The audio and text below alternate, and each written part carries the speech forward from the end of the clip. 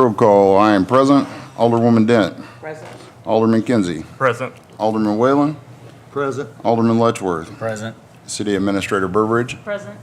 City Clerk Kohler. Present. City Attorney Weber is running late. Public Works Director Payne. Chief of Police Chase. Finance Director Stacy Houston. And Economic Development Director Sutterfield. And for our other city staff, we have James from the wastewater and Chris McGirt from the water superintendent. Any other city staff? No. All right, moving right along. Next item up is the approval of tonight's agenda. Make a motion to approve tonight's agenda. Do I have a second? I'll second. This time I will call for the vote. Alderman Whalen, Yes. Alderman Kinsey, Yes. Alderwoman Dent, Yes. and Alderman Letchworth. Yes. All right, next item up is the consent agenda. I'll make a motion to approve the consent agenda. Do I have a second? I'll second the motion, approve the consent agenda. This time I will call for the vote. Alderman Letchworth, Yes. Alderman Whalen, Yes. Alderman Kinsey, Yes. and Alderwoman Dent. Yes. All right. Next item up for public comment, we have Dylan McGinnis to speak about the trailer court on East Center Street.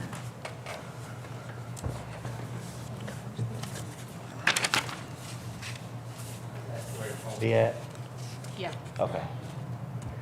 Hello, Alderman. Hello, Mayor. First off, I would like to start by saying, Alderman Whalen, I did hear your comments about when you get old and wanting to still be able to spread hate, and I just want you to know that was extremely inappropriate, and I don't think you should have made that comment. The next thing I would like to say is about 2 months ago, we heard about the trailer court that's going in on Center Street. Letchworth, Alderman Letchworth, you said that you talked to them, and they said it'd be about 30 days before they started. It's been almost 2 months, and they haven't hardly done anything. The only thing that they did after the 30 days was move in another trailer that was just as bad as the rest of them. Now, they finally started moving some stuff and doing some stuff, but if any kind of update on that, we haven't heard anything since then about that.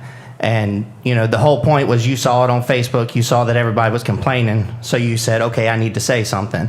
But then, because nobody's been complaining, you haven't said anything since. That's one of the things that we're talking about when it comes to transparency and everything else with this city. I know that y'all see everything on Facebook because I hear you talk about it. But when we come to the meetings, you won't say a word about it. That's not how it should work. You guys should be open, honest, and tell us what's going on. But far too often, we have to beg and plead and get auditors to come to even be able to get you to say anything. All of a sudden, the city's been putting out all this stuff about a tiger and a trout and all this other stuff. But before any of this came about, none of that was happening. But y'all sit there and you make comments when the cameras aren't on. But as soon as the cameras come on, you be quiet. You don't talk. I see Alderman Kinsey laughing and cutting up, and I see y'all all joking around. But as soon as the cameras come on, and you don't tell us anything. That's why we're so angry. That's why we're so mad all the time. And then you make little snide comments about stuff like that. What do you expect us to do?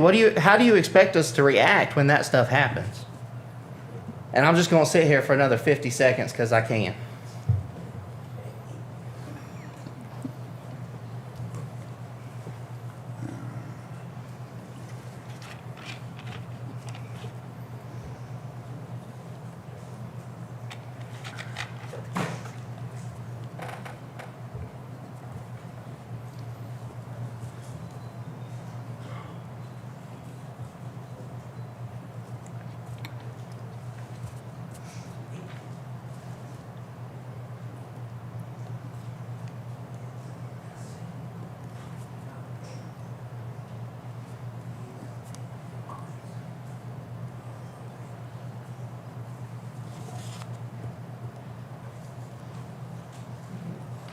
Thank you. Thank you. Thank you. All right. Next item up, we have presentation from the Missouri State Auditor's Office. Up, folks.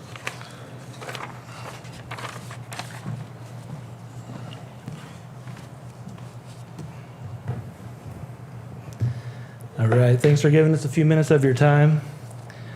Also, thanks for these comfortable seats. That's unusual at these kind of meetings, so I like that. My name's Chris Vetter. I'm the audit manager with the state auditor's office. As you know, we're here to start our audit. I also have with me Jackie Woods. She'll be supervising the day-to-day operations, and Sarah Boone is one of our staff members that'll be working on the audit. There'll be 2 other staff members on board eventually, and Lori Melton is our director, she's supervising all of us. All right, I'm just going to go over the audit process. Is kind of the point of our little presentation, just to let you know what to expect over the next several months. So as you know, we were petitioned under Chapter 29.230 of the Missouri statutes to conduct a performance audit in accordance with standards contained in government auditing standards. We received 284 valid signatures for the audit. We needed 278 to trigger the audit. We got 284. As part of the process, the city will eventually pay for the audit. I believe the estimate we gave you guys, it'll be between $80,000 and $125,000. We'll try to keep that as low as we can. The audit we'll be looking at primarily this fiscal year that just ended, 6/30/26. However, if there are issues that we feel like we need to go back farther than a year, we'll do that. That'll be up to us. That's based on our results of interviewing city personnel, citizen concerns, things like that. The actual work part that we do will probably last roughly 2 to 3 months. Most of that will be done through phone calls and emails. There'll be some on-site visits we'll make throughout the audit. We're starting our on-site visits on Monday. Sarah and Jackie will be back on Monday to get started with that. So we'll start off with doing some survey work and internal control work, and assess where the most risk is in the city, and try to spend most of our time in the high-risk areas. We'll be interviewing employees and looking at documents to help us determine that. During the process, we'll try to keep everybody up to date on if we have any findings and what they are, what the recommendations are. As we go along, we don't want to just hit everybody at the end of it with all these issues. And if the public is curious, the work that we do is confidential until the report comes out. Then that's the first time the public will get an idea of what we have found. So all our work papers remain confidential even after the report, but we can talk about any issues after the report comes out. If there's questions, we'll go over that then. At the end of the field work, we'll have a pre-exit meeting with the proper employees for the areas that they work in. And after we do that, we'll write the audit report. And once we have a draft that's been approved by everybody at our office, we'll meet with the board in a closed session, and that'll be your first chance to see what we have. 30 days after that, we'll need a written response to our findings and recommendations, and those responses will go into the final public copy of the report. I think that's about it. My last part here is if you know or suspect any fraud going on within the city governance, let us know. You don't have to say today, but if there's anything you suspect or know of over the last few years, let us know so we can investigate that. And if you have any questions, I'll try to answer them. Other than that, that's about all I got. Is there a way that we can get information in case the public they have questions during the audit process, or will you prefer them to, after you've already done it, to wait to ask questions while it's being conducted? We can't. I guess I should mention that anything we talk about with the city during the audit, you cannot talk about with the public. So yeah, I'm just saying if there's people if citizens from the public have questions during the audit, like something that they think of or something like that, yeah, that there's a way for them to reach out. Or reach out to us. Yes. Oh yeah, yeah. I will. I have some business cards I'll leave here. Okay. They can also. We have a hotline on our website. They can call that. But we got phone numbers and my emails on here. So, And if anybody, whether it's somebody from the city or the public, want to meet with us in the next few weeks as we're kind of shaping how the audit's going to go, please reach out to us and we'll schedule something if you have concerns you want us to look into. Okay. Board have any other questions? No questions. All right. Okay. Thank you. Thanks, Thank you, everybody. Chris. Okay, we'll leave these with-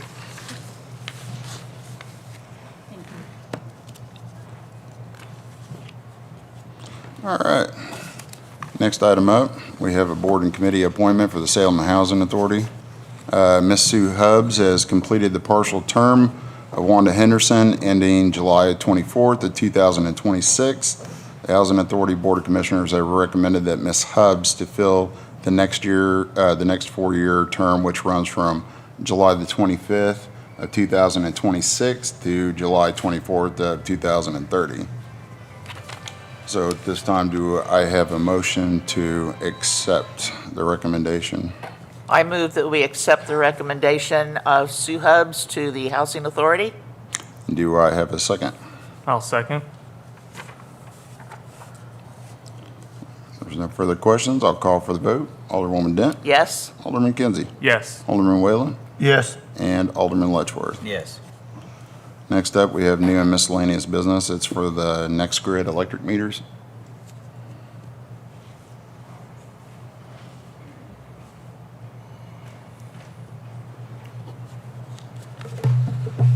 Good evening, Mayor, Alderman. Evening.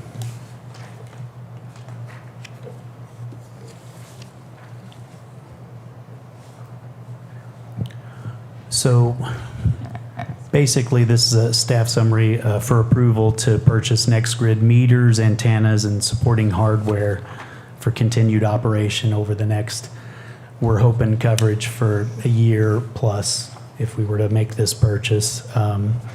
8 EchoNet Duos, 2 EchoNet HDLs, and mind you, this is so that we have stock on hand, because what we've been operating on is it takes the company a while to get us this stuff. So having it in place would be great, because after these storms, some of this stuff gets zapped and it's a problem. So 2 Echo Link routers, 8 EchoNet dual pole mount kits, and then 50 Focus AXE-SD 2S 200 meters. And that all totals up to $26,875.92. Now, the meters, those are residential service meters, and typically we don't have any issues with them unless they've been flipped off and on a lot, or they get zapped by lightning, or a tree falls over on, smashes a pole in the meter. So we're hoping that with new construction in town and the new services we're putting in with shops and garages and things, that we'll be able to, 50 will get us a ways. So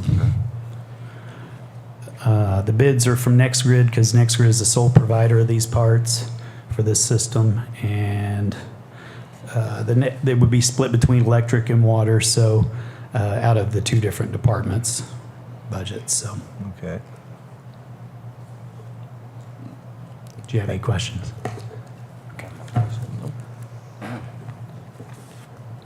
Do we have a motion? I'll make a motion to approve the purchase of these Next Grid components in the amount of $26,875.92. Do I have a second? I'll second the motion. If there's no further discussion, I'll call for the vote. Alderman Kinsey, Yes. Alderman Whalen, Yes. Alderman Letchworth, Yes. and Alderwoman Dent. Yes. All right. Next item up is the vac truck remote control.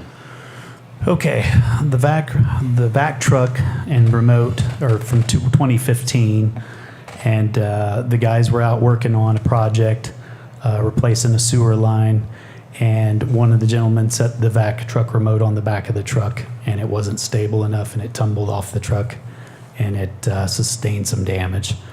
Not to say that the vac truck remote was already having some issues. I just hate to see this happen, but the remote's an important safety feature. It ensures the operator can have eyes on the work being done while engaging the lift and the vac accessories.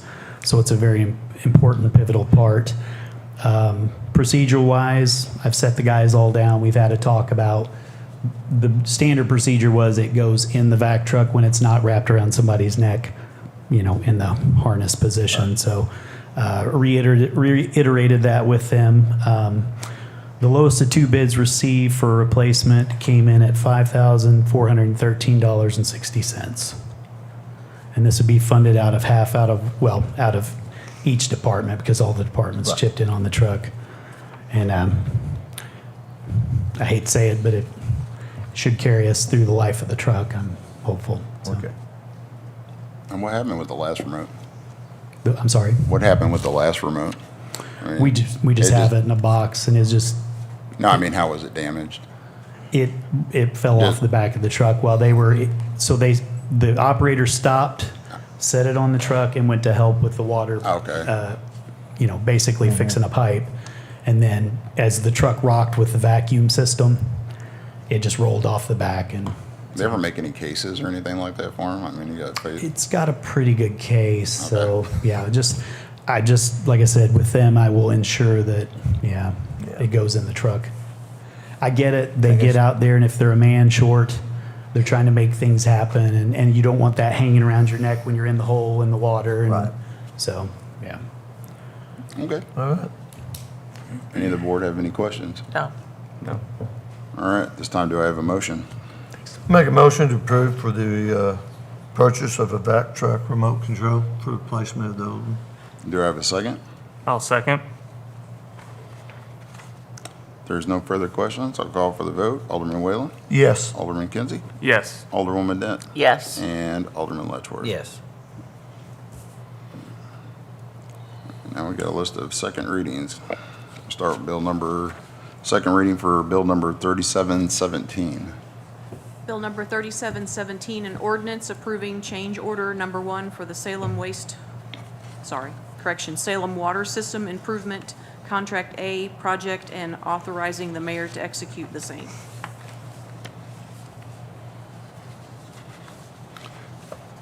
All right, this time I'll open it up for questions. No questions? We discussed it. All right, do I have a motion? Make a motion to approve bill number 3717. Do I have a second? I'll second. If there's no further discussion, I'll call for the vote. Alderman Letchworth? Yes. Alderman Kinsey? Yes. Alderwoman Dent? Yes. And Alderman Whalen? Yes. Next up, second reading for bill number 3724. Bill number 3724, an ordinance establishing rates for electric services provided by the city of Salem, Missouri concerning electric rates. Time I'll open it up for questions. No questions? Do I have a motion? I'll make a motion to approve bill number 3724. And do I have a second? I'll second the motion, 3724. If there's no further discussion, I'll call for the vote. Alderman Kinsey? Yes. Alderman Whalen? Yes. Alderman Letchworth? Yes. And Alderwoman Dent. Yes. Next up is bill number 3725. Bill number 3725, an ordinance establishing rates for electric services provided by the city of Salem, Missouri concerning demand meters and rates for commercial customers. All right, it's time I'll open it up for discussion. None here. Any? None. We're good. All right, do I have a motion? Make a motion to approve Bill 3725, an ordinance establishing rates for electric service provided by the city of Salem. Do I have a second? I'll second that motion.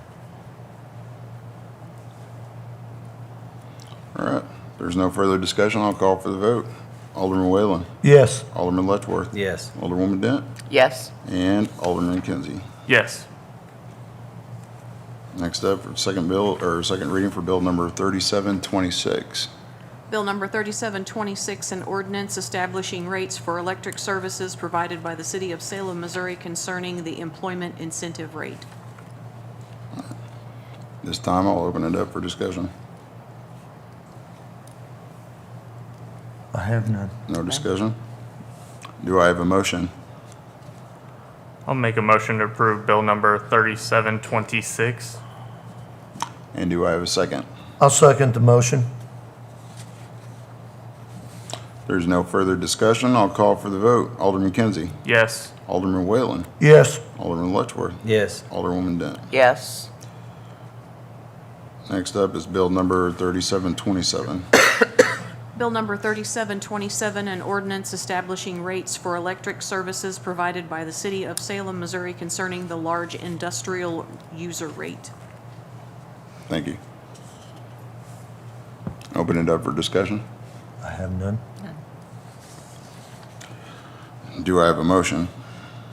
I make a motion to approve Bill 3727, ordinance establishing rates for electrical services by the city of Salem concerning large industrial user rates. Do I have a second? I'll second. If there's no further discussion, I'll call for the vote. Alderman Whalen. Yes. Alderman Kinsey. Yes. Alderwoman Dent. Yes. And Alderman Letchworth. Yes.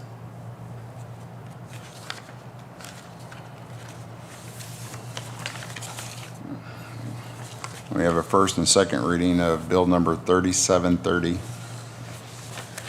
Bill number 3730, an ordinance amending certain provisions of ordinance number 3608 of the city of Salem, Missouri, authorizing the issuance of a sewerage system revenue bond, Series 2024 of the city in the principal amount of $400,000 and authorizing certain other documents and actions in connection therewith. Permission to read second reading by caption only. Yes, please. Bill number 3730, an ordinance amending certain provisions of ordinance number 3608 of the city of Salem, Missouri, authorizing the issuance of a sewerage system revenue bond, Series 2024 of the city in the principal amount of $400,000 and authorizing certain other documents and actions in connection therewith. Thank you. So Mayor and Alderman, this is basically an extension, is that right, Stacy, of this interim bond? We took out an interim bond to cover engineering expenses and other expenses for Phase 2B of the sewer plant upgrades until the main bond closed. Now, that main bond can't close until we finally get things ready and put it out for bid and we know what the final total is. Those construction plans, design and permit were submitted to DNR in March of '25, and they have not signed off on it yet. Right. Now, they are undergoing staffing shortages as well, and so we don't have, and we're not the only ones in this boat. Due to the influx of ARPA projects, DNR's flooded with these projects they're trying to get approved and Yeah. out the door. And unfortunately, there's a timeline for us to complete them as well. Wait, I'm sorry, not ARPA projects. I'm mixing up my projects. This is not ARPA, this is afterwards. But they're flooded still with the ARPA projects and trying to get those wrapped up. So we don't have approval yet to go out to bid, so we can't close the main bond. So this is an extension of that interim bond Right. in hopes that we'll get the main bond wrapped up in this next year. Okay. So this is a one-year extension on that bond. All right. Is there anything else I need to add, Stacy? No? Okay. No, not for me. All right. Any questions from the board? No. No. All right, do I have a motion? Make a motion to approve bill number 3730. Do I have a second? I'll second. There's no further discussion. I'll call for the vote. Alderman Letchworth. Yes. Alderman Kinsey. Yes. Alderwoman Dent. Yes. And Alderman Whalen. Yes. So we got reports, city official boards and committees. Sally, No report this evening, Mayor. Thank you. Tammy. No report. Carrie. From our economic development side.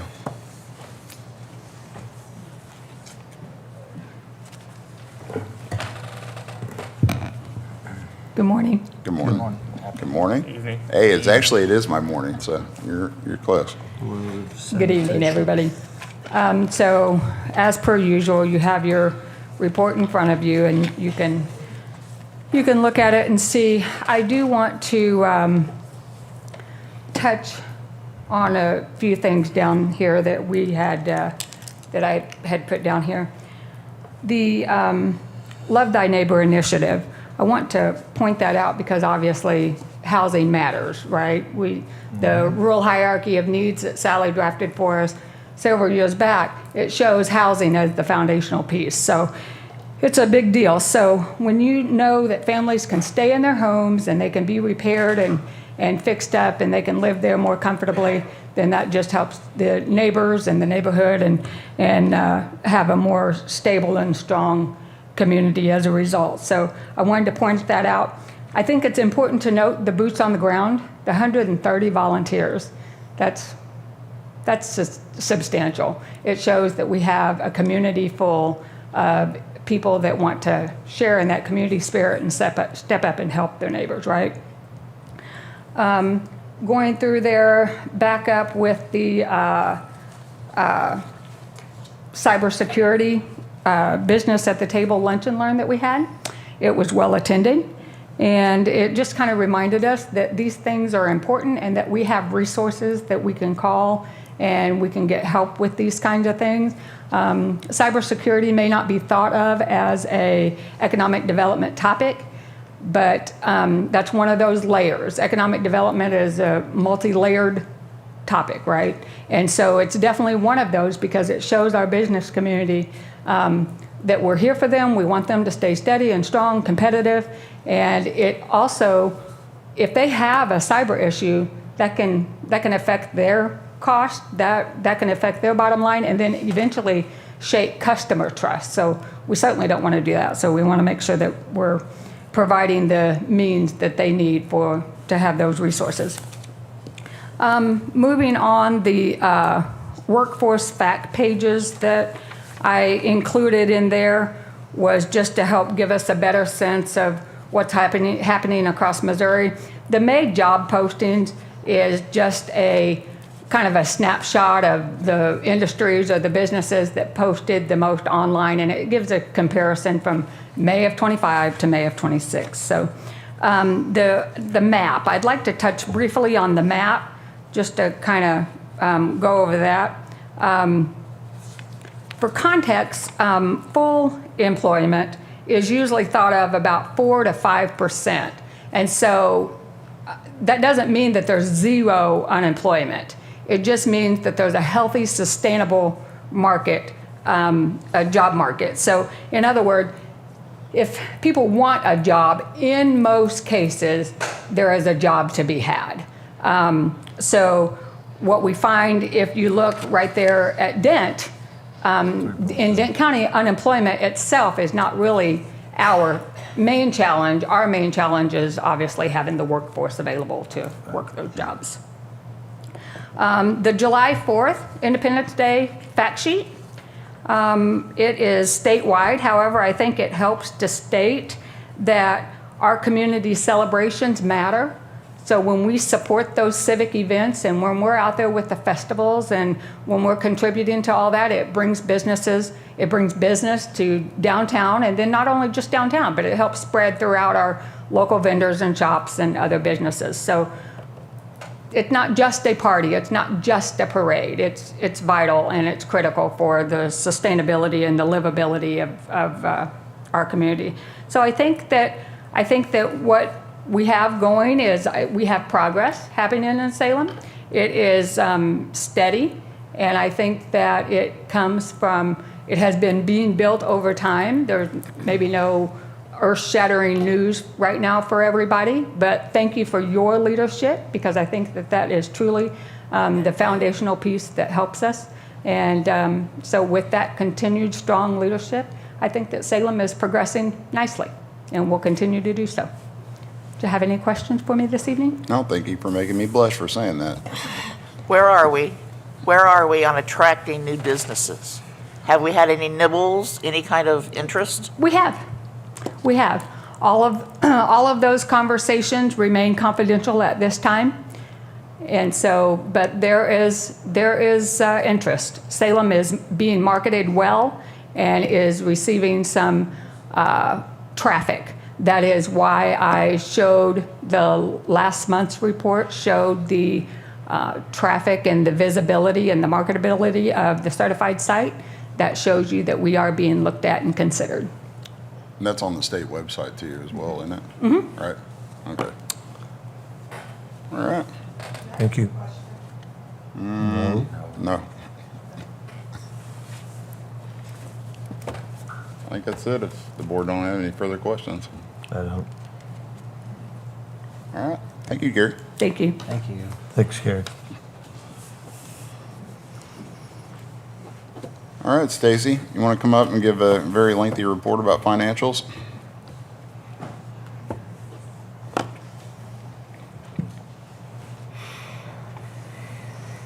Good evening, everyone, and it won't be evening. lengthy. Good evening.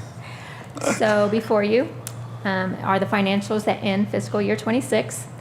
Sales tax revenues came in strong, exceeding budget expectations with a 3% increase over prior year. Good. General fund sales tax generated $3.4 million, while Parks and Rec sales tax brought in $647,000, and capital improvement sales tax brought in $863,000. Then for those of you who likes graphs, the graph illustrates a year-to-year sales tax performance for the past 3 years. Any questions on sales tax? Okay, if not, we'll move on to the next slide. Okay, so this next slide is an overall look at utilities, usage, and revenues, and this is how we ended fiscal year '26. Utility revenues have come in close to budget expectations.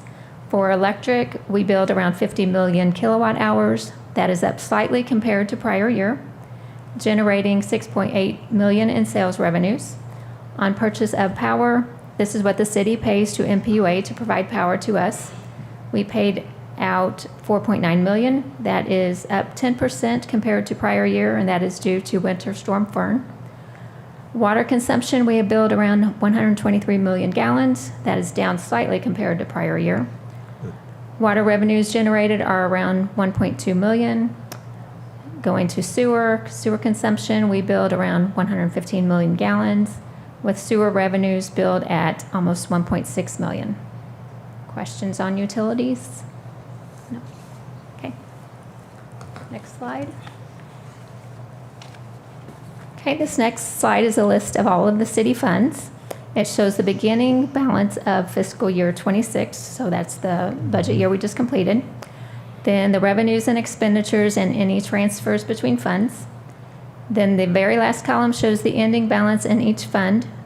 Revenues continue to outpace expenditures, contributing to an increase in total fund balances from 14.7 million at the beginning of the year and ending at 17.5 million as of June 30th, '26. We are still posting, and we have until the end of September to post expenses, so these numbers could change slightly, but I don't see it changing very much. And then my last slide. Okay, so this slide shows the total revenues and expenditures compared to what was budgeted. The city has collected 91% of budgeted revenues, while expenditures total 84% of budgeted expenditures. So overall, the city ended the fiscal year in a strong financial position, with sales tax collections continuing to outperform prior year's levels, utility revenues meeting expectations, and expenditures remaining below budget. That's all I have. If you have any questions. No? Okay, thank you. Thank Thank you, Stacy. Since Melissa's not here, I guess I'll give my report next. So Intercounty is going to be hosting a family movie fun night at the city park Friday, July the 24th. They're going to be playing Zootopia 2.